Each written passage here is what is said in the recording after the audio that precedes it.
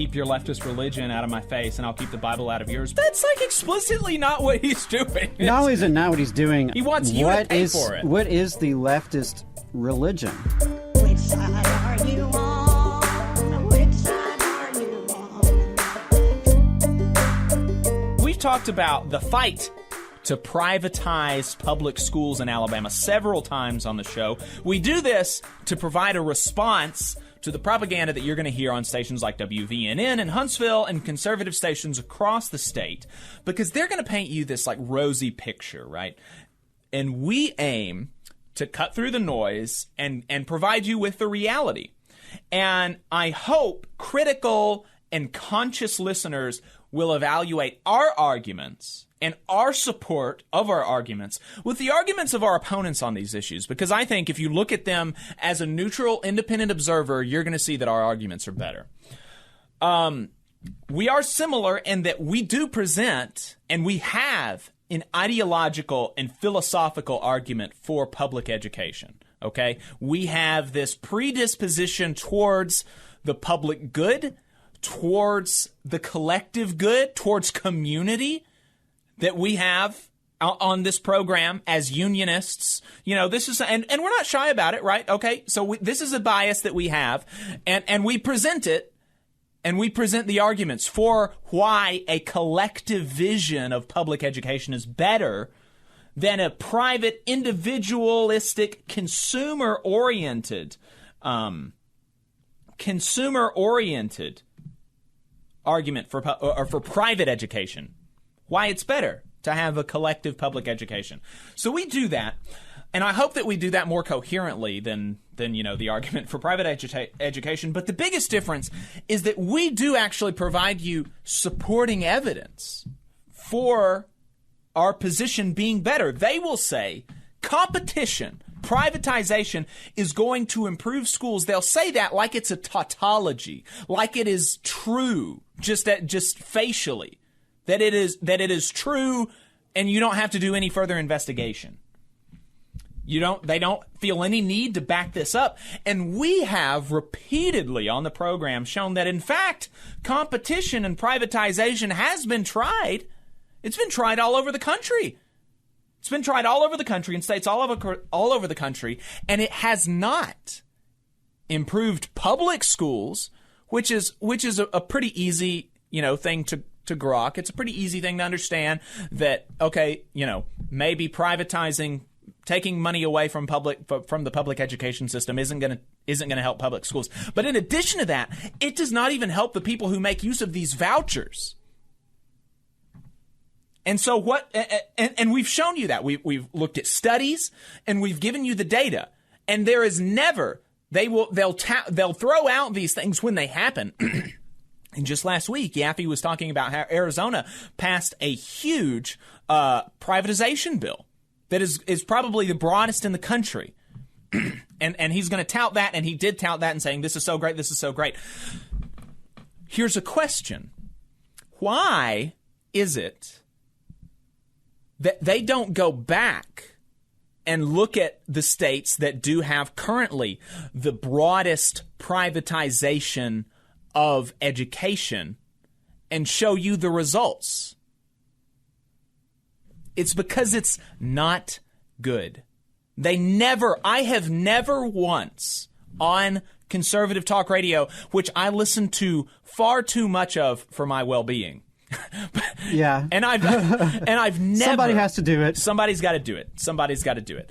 And I've never once heard them do a deep dive into states that have privatized their education system and said, look at these results. Look at how good education is for everybody in this state because of the things that they've done. They do not do that because it doesn't work. And Jacob, I'll go a step farther and say, as someone who's been in education in some capacity for the last decade, I can't remember any of these privatizers or so-called school reformers ever doing that in other settings beyond conservative talk radio, whether it's right, even in the more like academic settings where these are supposed to be the real professionals as opposed to like blowhards on on the radio. Right. you don't hear it anywhere. The evidence that they have is pretty few and far between. I mean, the only thing that even comes to mind is the occasional hand-picked charter school that they can find in New York or somewhere up north or out west that they will point to as a model of success. But never can I remember any of these type of folks actually demonstrating that their legislation has been successful by any metric in any other state or district. Yep. It has been tried, and it does not improve schools, at least on the metrics that most folks care about. Does the kid learn math, science? Can they read? Can they write? Are they a responsible citizen? Are they respectful of others? Are they being fed and transported? Fed? Yeah. On these metrics, privatization of public schools does not benefit the community. And I'm sure we're going to return to that argument another day, and I'm sure that we will multiple times in the future. But here's a different one for us to chew on. Schools ought to be centers of indoctrination for my particular religious beliefs, and they ought to be private schools. Now, here is actually where we get to the rub, because I think generally speaking, the reason that we don't hear about how math and science and reading scores improve when you privatize public education is because they don't, but they don't particularly care about that. They want everybody to think like them, and they want schools to churn out people that think like them. And so let's play this clip from our friend Yaffe. Barr says the U.S. public school system is the biggest attack on the Western world. It is the biggest threat to the entire Western world. He said because in the school system, they use this belief that's against Christianity and they push it on our kids. He said, America's unique self-government system cannot exist without traditional religion. Now, this is an argument that aligned with what former President John Adams said when he said, quote, our Constitution was made only for a moral and religious people. It is wholly inadequate to the government of any other. A lot of the divides we see in our country right now comes from the spiritual vacuum that has been created by government that has pushed Christianity completely out of the public square. And now they're pushing their own leftist religion on our kids. That's what's going on. Now, this is incredibly funny to me. The victim mentality that some Christians have, that just because you can't indoctrinate somebody else's kids with whatever your particular religious beliefs are, that quote, Christianity is being pushed out of the public square, unquote. Like, give me a break. Like, you can be like, no, literally nobody is stopping you from being Christian. You weirdo. Never witnessed it. Never. And I have set foot in, well into the triple digits in terms of public schools that I have entered into, that I've worked in, that I have, had conversations with workers in. I have never witnessed that. I have witnessed Christianity being pushed onto students and staff and communities through the platform of public schools. That absolutely does still happen. And I'm happy to give examples of that if need be. But yes, that certainly happens. I have never witnessed Christianity being pushed out of the public square or pushed out of public schools, nor have I witnessed any sort of, leftist religion that is being pushed onto kids, unless treating each other with dignity and respect is just a bridge too far for folks like him. Yeah, well, I think that's going to kind of track with some of what his argument is. Let's hear the next clip that from that segment that he had. All right, let's see what you got. Now, during his speech Saturday, William Barr said that ground zero for such attacks on religious liberty occurs in the public school system by adopting a curriculum incompatible with traditional religious principles or mandating in some states LGBTQ plus lesson plans without parental consent of the child. Now, here's an interesting term that we've got. We've got this term, LGBT lesson plans. Now, I'm sorry. That's hard to. Now that's hard to take seriously. let's just think about this kind of what does this mean? Because let's just benefit of the doubt. Let's say if in crazy kooky California we've got lesson plans that force you to be gay. Which would be the equivalent of instilling Christian values or whatever on the other end, right? Which is what Yaffe explicitly wants to do. He wants to instill Christian values, as Christian values. Not, I want to instill Christian values, being that be good to people, be nice to your neighbor, blah blah blah blah blah. But without saying, but no, he doesn't want to just do that. He wants to instill them as Christian values, which is objectionable because we shouldn't be allowed to indoctrinate other people's kids. So this would be the equivalent, right? If we're talking about LGBT lesson plans as a leftist religion, then the equivalent to Christian indoctrination would be LGBT lesson plans that make you gay, that force you to be gay, that say being gay is the preferable way to exist, and that if you are not gay, then you're bad, and you're going to hell, and your parents are bad, and so kiss your neighbor. That only if they're the same sex, because the Christian lesson plan would make you pray, right? So this is kind of So I will just say for the record, and look, Yaffe, if there's something out there, if you're listening to this, and if you're aware of one of these lesson plans, send it to me, and we can lock arms, me and Yaffe, and I will say the left has gone too far. The left is out of control, and we should not make children kiss people that they don't want to kiss, and we should not make them uncomfortable in their sexuality if they're straight. If there's a war on straight people in California schools, then I'll be on the front lines, baby, because I'm very straight. By all means, provide some evidence. But on the other hand, if these lesson plans are just, look, hey kids, sometimes boys like boys, sometimes girls like girls. That's what it means to be gay. You should be good to gay people. You should respect them. And, they're real. They exist. Don't bully them. If that is the extent of the lessons plans, which I think it is, I'm pretty sure that's all it is. I'm pretty sure that's all these lesson plans are. It's just like, hey, this is a thing. This is a phenomena that exists in the world. Respect these people. If that is something that he's talking about, then that should be in every school. We should have had that at my school, because gay kids were really bullied at my school. I wasn't really bullied, quote unquote. My friend group was robust enough that to the extent people made fun of me, I didn't care. But I got called the F slur a few times, and I'm not even gay. So I think our school, my school, could have done with some of this LGBT lesson plans.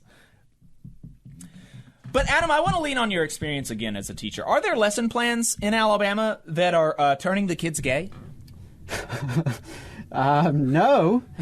And speaking as a teacher, if anyone is aware of a lesson plan so powerful, so effective, that it can transform a young person to such a degree, please share your secrets. Because educators for millennia have been trying to figure out how to get kids to pay attention, and how to take notes in class, how to achieve. And I've never encountered a lesson just so damn powerful it can transform your own sexuality within a 52-minute period. If such a thing exists, please, by all means, enlighten us. But Jacob, you're right. Your assumption about what these lesson plans are. Again, I don't know specifically what he's referring to, But I'm very familiar with, teaching tolerance. I'm very familiar with No Place for Hate, things like that, initiatives like that, resources like that. And yes, the lesson plans are more or less to say there are different types of people. Here are those different types of people. That's okay. It's okay that we're different. That's what makes our society and our country an interesting place, because we are different. And the important thing is that we treat each other with dignity and respect. And that's pretty much the extent of it.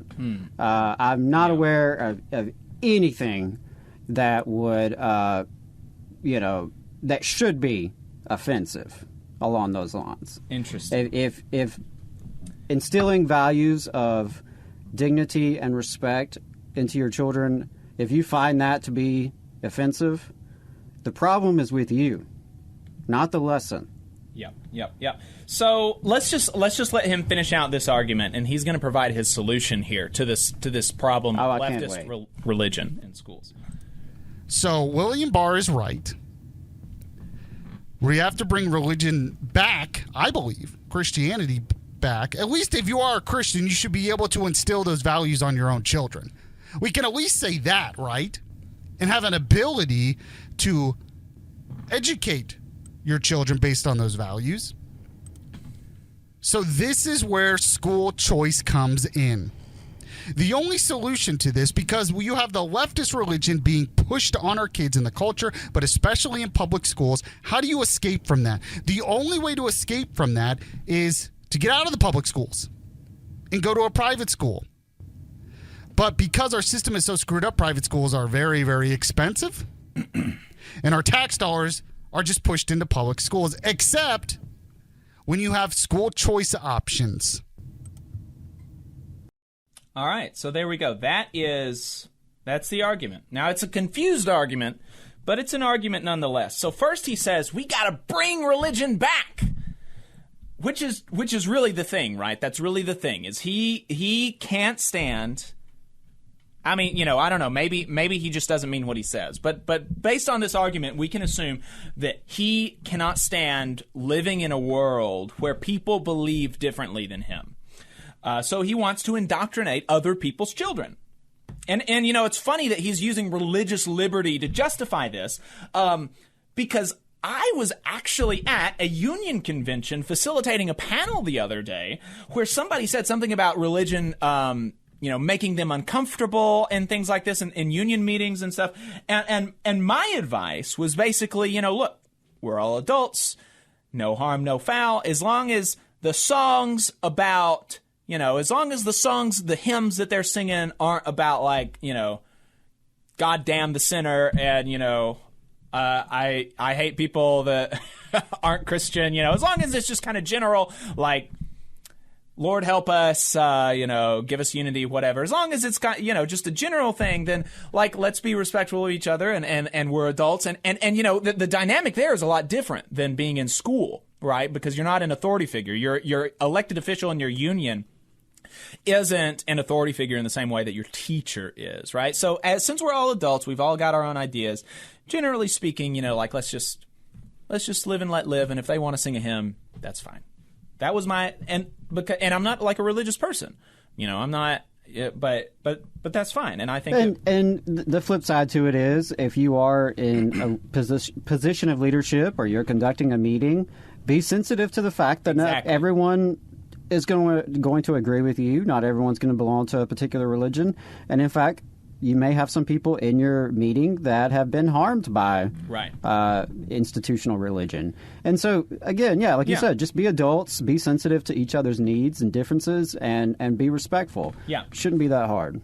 But that's not Yaffe's position. Yaffe's position is he wants to indoctrinate your children to believe the same thing that he does. Then he does kind of backpedal a little bit, maybe realizing how kind of tyrannical the argument is that he's making, which is we should at least be able to instill Christian values into our own children. And yes, you can. You can. Literally nobody is stopping you, even in the craziest, most liberal country or most liberal state in the country. Nobody's stopping you from going to church, from taking your kids to church, from reading the Bible to them. You can do it every day. You can do it all the time. All the time. You can homeschool them. Now, and unfortunately, there are social consequences to people being raised in such a way. Right. But you have the right to do that. You got the right to do that. Yeah. So before, and he does that before finally landing on basically the first one, which is that he wants public dollars. He wants money taken from the public education system to go to private schools, including religious schools.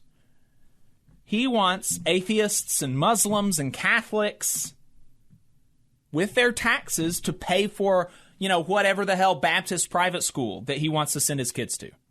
That's what he wants.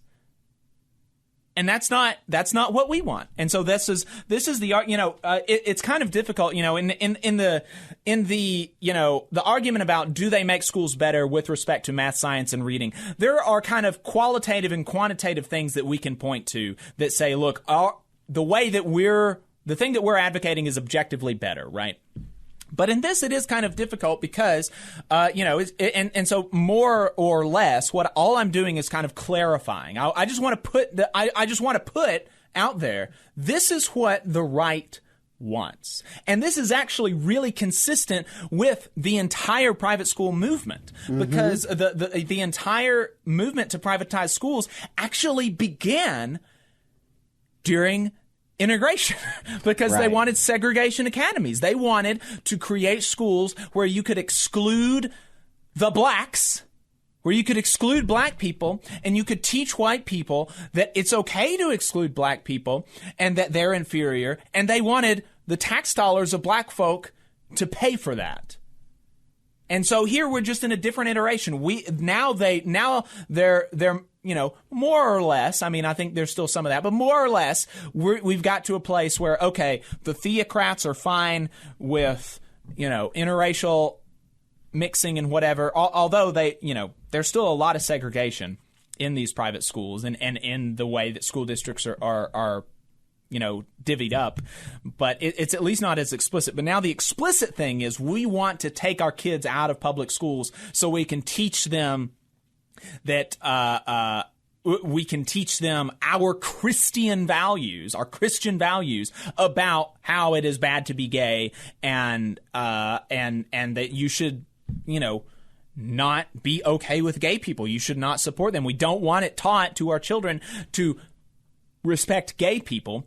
And we want the tax dollars of gay people to go towards that education. Well, I'm glad you mentioned the historical part of it because you're exactly right. Private schools and the broader school privatization, private school voucher movement has always been intertwined with segregation. And it's segregation not just by race, but by religion, by ability.